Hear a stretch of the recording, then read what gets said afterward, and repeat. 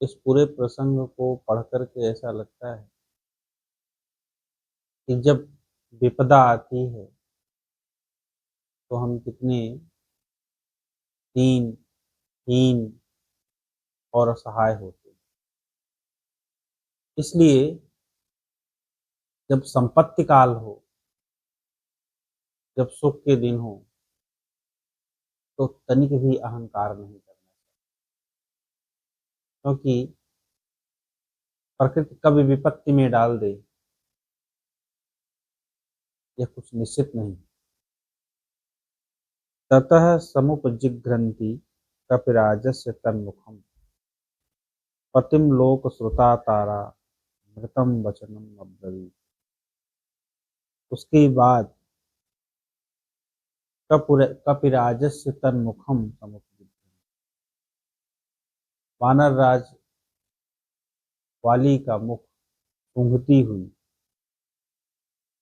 लोकश्रुता तारा, लोक विख्यात तारा वचनम अब्रवीत, बात बोली।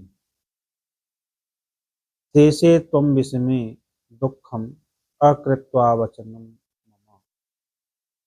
तारा जानती थी कि वाली आज युद्ध करने के लिए जा रहा है और जीवित वापस नहीं आएगा, इसीलिए उसने भरसक कोशिश की कि वह युद्ध के लिए न जाए,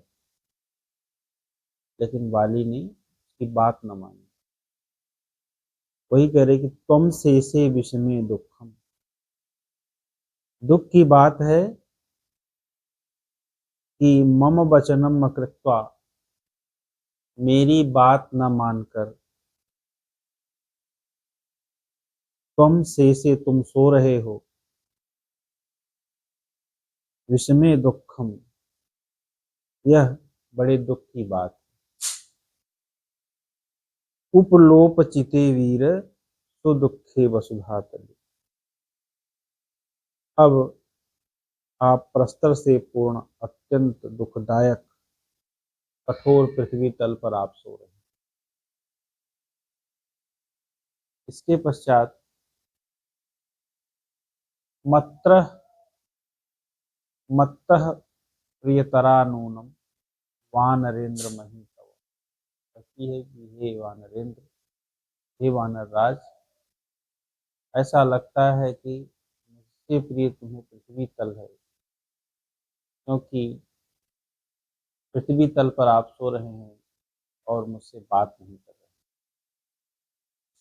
सुग्रीवस्य वशं प्राप्तो विधिरेश भवत्युः। ऐसा लगता है कि आज विधाता सुग्रीव के वश में हो गया है, सुग्रीव की तरफ हो गया है। सुग्रीव एवं विक्रांतो वीर साहस। अब सुग्रीव ही, पराक्रमी सुग्रीव, साहसी सुग्रीव इस राज्य पर राजा के रूप में आसीन है। ऋक्ष वानर मुख्यास्तम स्वाम बाल बलिनम परिपास। भालू वानर जो आपकी सेवा में रहते थे, तेसाम विलपितम, उनका कठिन विलाप अंगदस्य सोचता, और शोक में पड़े हुए अंगद मम च इमा गिरह सुत्वा, और मेरी इस वाणी को सुन करके किम तुम न प्रतिबुद्धि, तुम क्यों नहीं उठ जाते, क्यों नहीं जागते। इदम तद वीर सैनम तत्र शेषे हतो युध तायिता निहता यत्र त्वया एव रिपवः। यह वह वीर सैन है जहां पर युद्ध में मारे गए, जैसे हतो युद्ध, और जहां पर तुमने साइता निहता यत्र त्वया एव रिपुः। पहले जो है बहुत सारे शत्रुओं को मार करके सुला दिया था, आज वहीं तुम सो रहे हो। विशुद्ध विशुद्ध विशुद्ध सत्वाभिजन प्रिय युद्ध मम प्रिय मामनाथां विहायैकां ततस्त्वमसि मानद। विशुद्ध पराक्रमी और कुलीन, जिसको युद्ध प्रिय है, मम प्रिय और मेरे प्रिय, माम अनाथाम विहाय काम, मुझे अनाथ को अकेली छोड़ करके ततस्तमस मानत, तुम चले गए हो। ये मान देने वाले तुम चले गए हो। फिर सूराय न प्रदातव्या कन्या कल विपस्थिता। बुद्धिमान को पुरुष को चाहिए कि वो सूरवीर को अपनी कन्या न दे। क्यों? सूरभार्याम हताम पश्य सद्यो माम विधवाम। क्योंकि सूरवीर पत्नी के कारण होने के कारण ही मैं आज विधवा हो गई। और भग्नस्य में मानो भगना में शाश्वती गति। मेरा मान, जो सम्मान था, वो टूट गया और मैं शाश्वती गति भगना, मेरे निरंतर सुख पाने की जो अभिलाषा थी वो भी नष्ट हो गई। राधे च निमग्नास्मि, मैं इस समय अगाध विशाल शोक के सागर में डूब गई। अस्मसारमयम नूनम, निश्चय ही मेरा यह हृदय अत्यंत कठोर है, पत्थरों से बना हुआ है। हर तारम निहतम दृष्ट्वा यन्नाद, जो आज अपने पति को मृत देख करके सैकड़ों टुकड़ों में टूट नहीं गया। सुहृच्चैव च भर्ता च प्रकृत्या च मम प्रियः प्रहारे च पराक्रांतः शूरः पत्नी। मेरे सुहृद, भर्ता और स्वभाव से प्रिय तथा संग्राम में महान पराक्रम प्रकट करने वाले शूरवीर पंचत्वमागत आज पंचत्व को प्राप्त हो गए, अर्थात उनका देहावसान। पतिहीना तु या नारी कामम भवत पुत्रिण धन धान्य समृद्धाति विधि। पतिहीन नारी भले ही पुत्रवती या धन धान्य से समृद्ध भी हो, किंतु लोग उसे विधवा ही कहते हैं।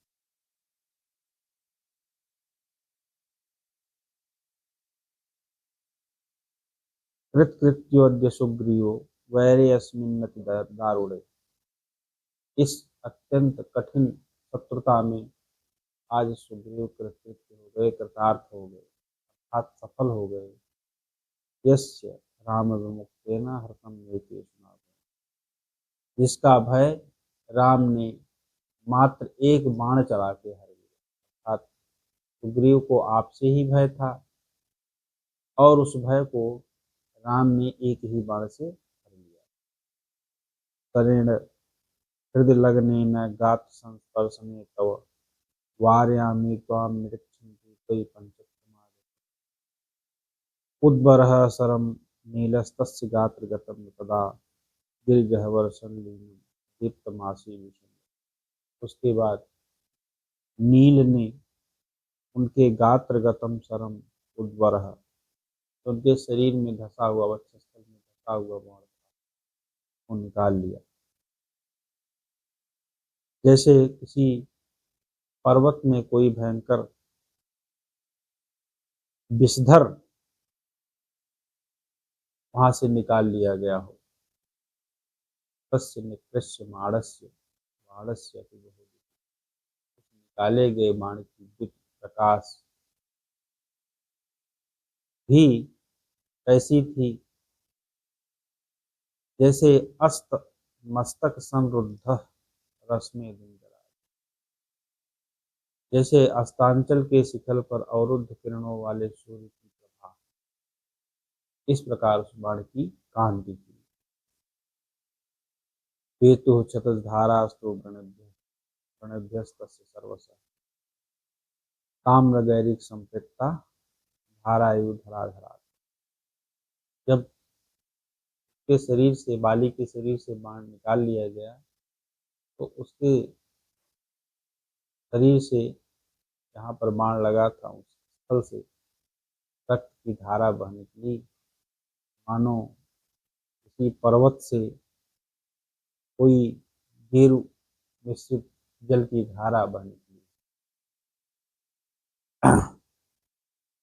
अवकीर्णम विमार्जंती भरतानम, जो रणभूमि की धूल से भर गया था बाली का शरीर, उसको पोंछती हुई तारा ने नेत्रों के अश्रुजल से उनको सींचा। रुधिरोक्षित सर्वांगम दृष्ट्वा विनिहतम तारा। जब रुधिर से सने हुए सारे अंगों वाले मृत पति को देख करके तारा ने पीले भूरे वर्ण वाले अपने अवस्थाम पश्चिमाम पश्य पितुः पुत्र सुधारुणा तम प्रसक्तस्य वैरस्य गतोऽन्तः पाप करना।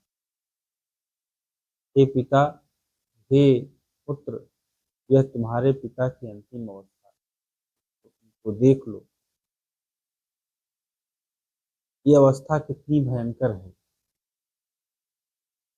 क्योंकि पाप कर्म के कारण वैरस्य संप्रसक्तस्य गतोऽन्तः, इनकी ये दशा हुई।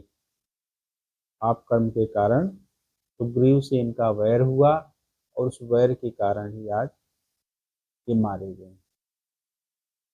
बाल सूर्योज्ज्वल तनुम प्रयातम यमसाद, बाल सूर्य के समान, प्रातः कालीन सूर्य के समान शरीर वाले यम साधनम प्रयातम, यमलोक जाते हुए चले गए। अभिवादय राजानम पितरम पुत्रमान, हे पुत्र, मान सम्मान देने वाले राजा, अपने पिता का अभिवादन करो। एवं मुक्तः समुत्थाय जग्राह चरणों की भुजाभ्याम तीन वृत्ताभ्याम अंगदो। इसके बाद ऐसा कहने पर अंगद ने पिता के चरण पकड़ लिए और अपनी भुजाओं से, गोलाकार भुजाओं से पिता के चरण पकड़ लिए और अंगदो हमिति ब्रुवन्, कहा कि मैं अंगद हूँ। अभिवादय मानम त्वाम दीर्घायुर्भव पुत्रे। तब तारा ने कहा कि पहले जब अंगद प्रणाम करते थे तो आप उनको दीर्घायु भव का आशीर्वाद देते, आज अंगद प्रणाम कर रहे हैं तो तुम दीर्घायु भव का आशीर्वाद क्यों नहीं दे रहे। अहम पुत्र सहाया तुम उपासे सिंहे निपातितम सद्यो गौ सवत्सेव गोवृषम् इष्ट्वा संग्राम यज्ञेन राम प्रहरणाम भसा तस्मिन् नववृते स्नातः या दत्ता देवराजेन तव तुष्टेन संयुगे। देवराज इंद्र के साथ जब आपने युद्ध किया था तो देवराज इंद्र संतुष्ट होकर के आपके पराक्रम से माला 7 कौम्भीम प्रियाम माला में जो आपको स्वर्ण की प्रिय माला दी थी, ते पश्यामि में, वह मैं नहीं देख रही। और उस माला की विशेषता यह थी कि वो माला धारण करने पर राजश्री उसको छोड़ नहीं सकती। राजश्री न जहात, राजलक्ष्मी आज भी नहीं छोड़ रहे। त्वाम गतास महिमान, आज भी प्राणहीन होने पर भी तुमको नहीं छोड़ रहे हैं। सूर्यस्य आवर्तमानस्य शैलराजमेव प्रभा, जैसे चारों ओर चक्कर लगाने वाले सूर्यदेव की प्रभा गिरिराज मेरु को नहीं छोड़ती। न मे वचः पथ्यमिदं त्वया कृतं चास्मि सक्ता है निवारणे। मैंने आपसे हितकारी बात कही थी, युद्ध के लिए मत जाओ, लेकिन आपने उसे नहीं माना और मैं आपको रोकने में भी समर्थ नहीं थी। अतः सपुत्रास्मि हतेन। युद्ध में आपके मारे जाने से पुत्र सहित मैं मारी गई। सह त्वया से विजहाति नाम। और लक्ष्मी ने न केवल आपको छोड़ा बल्कि मुझे भी छोड़ दिया। इस प्रकार तारा के मार्मिक विलाप को सुनकर हमें ऐसा प्रतीत होता है, ऐसी बुद्धि उत्पन्न होती है कि कभी भी जब संपत्ति काल हो तो अहंकार नहीं करना, क्योंकि किसी भी क्षण विपत्ति हमारे जीवन में आ सकती है, घोर विपत्ति आ सकती है। तो हमेशा पूर्ण विनम्र होना चाहिए और साथ ही साथ जहाँ भी सेवा का अवसर मिले, किसी की पीड़ा को कम करने का अवसर मिले, वहाँ पीछे नहीं रहना चाहिए, यथासंभव प्रयत्न करना चाहिए। किसी की पीड़ा कम हो जाए, सेवा हो जाए, क्योंकि इस जीवन का कोई समय निश्चित नहीं है, कब इसको विपदा खा जाए, कब प्रकृति हमारे ऊपर वक्र दृष्टि। धन्यवाद।